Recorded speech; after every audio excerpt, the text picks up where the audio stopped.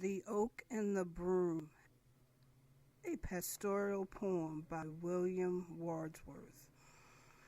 His simple truths did Andrew glean beside the babbling rills. A careful student he had been among the woods and hills. One winter's night, when through the trees the wind was roaring on his knees, his youngest born did Andrew hold, and while the rest, a ruddy choir, were seated round their blazing fire, this tale the shepherd told. I saw a crag, a lofty stone, as ever tempest beat. Out of its head an oak had grown, a broom out of its feet.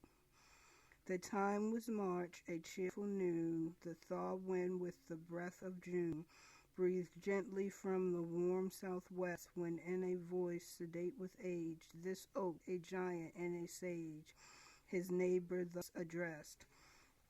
8 weary weeks through rock and clay along this mountain's edge, the frost hath wrought both night and day, wedge driving after wedge. Look up and think above your head, what trouble surely will be bred. Last night I heard a crash, 'tis true, the splinters took another road. I see them yonder, what a load for such a thing as you. You are preparing as before to deck your slender shape, and yet just 3 years back no more you had a strange escape. Down from yon cliff a fragment broke, it thundered down with fire and smoke, and hitherward pursued its way. This ponderous block was caught by me, and o'er your head, as you may see, 'tis hanging to this day. If breeze or bird to this rouse steep, your kind's first seed did bear, the breeze had better been asleep, the bird caught in a snare. For you in your green twigs decoy the little witless shepherd boy to come and slumber in your bower, and trust me on some sultry noon, both you and he, heaven knows how soon, will perish in 1 hour.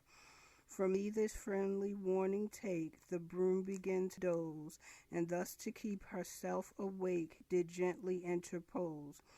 My thanks for your discourse are due, that more than what you say is true.